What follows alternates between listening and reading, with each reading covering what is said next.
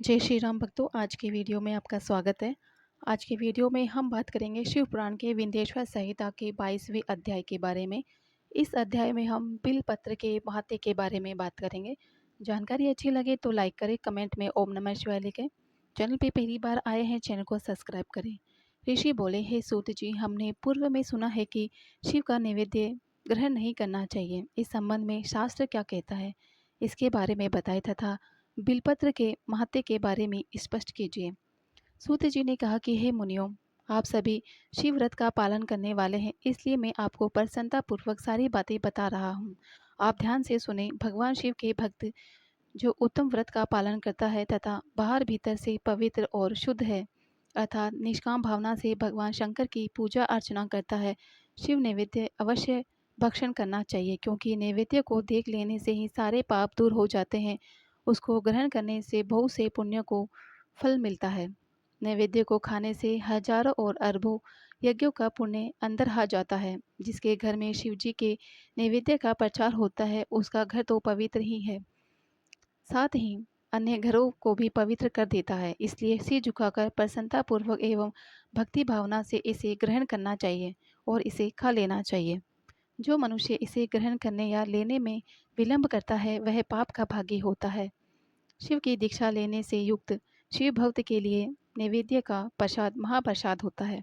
जो मनुष्य भगवान शिव के अलावा अन्य देवताओं की दीक्षा धारण किए हुए हैं, उनके संबंध में ध्यान पूर्वक सुनिए।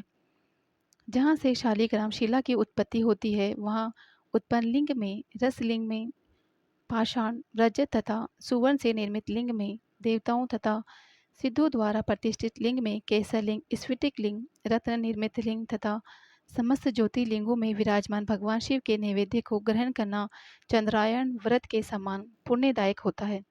शिव नैवेद्य भक्षण करने एवं उसे सिर पर धारण करने से परम हत्या के पाप से भी छुटकारा मिल जाता है और मनुष्य पवित्र हो जाता है। परंतु जहाँ चांडालों का अधिकार हो, वहाँ महाप्रसाद भक्ति पूर्वक भक्षण नहीं करना चाहिए।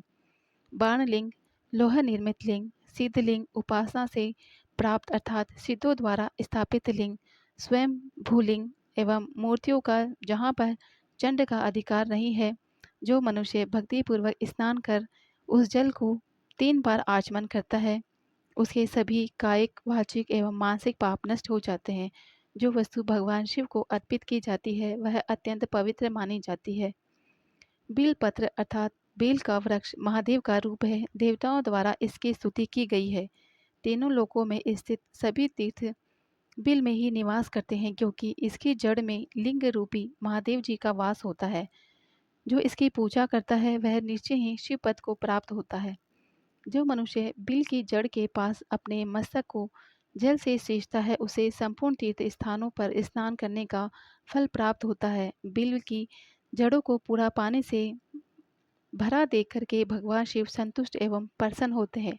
जो मनुष्य बिल की जड़ों अर्थात मूल भाग का गंध पुष्प इत्यादि से पूजन करता है, वह सीधा शिवलोक को जाता है। उसे संतान एवं सुख की प्राप्ति होती है। भक्ति पूर्वक पवित्र मन से बिल की जड़ में दीपक जलाने वाला मनुष्य सब पापों से छूट जाता है।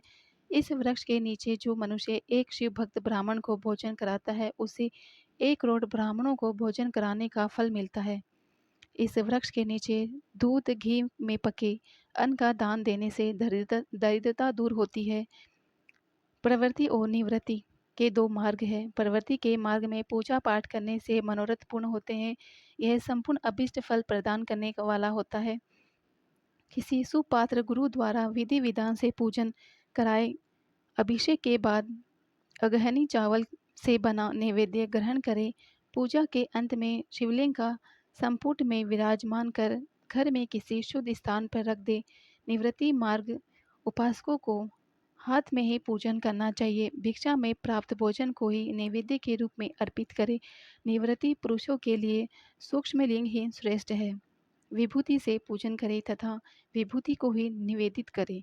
पूजा करने के उपरांत लिंग को मस्तक पर धारण करें।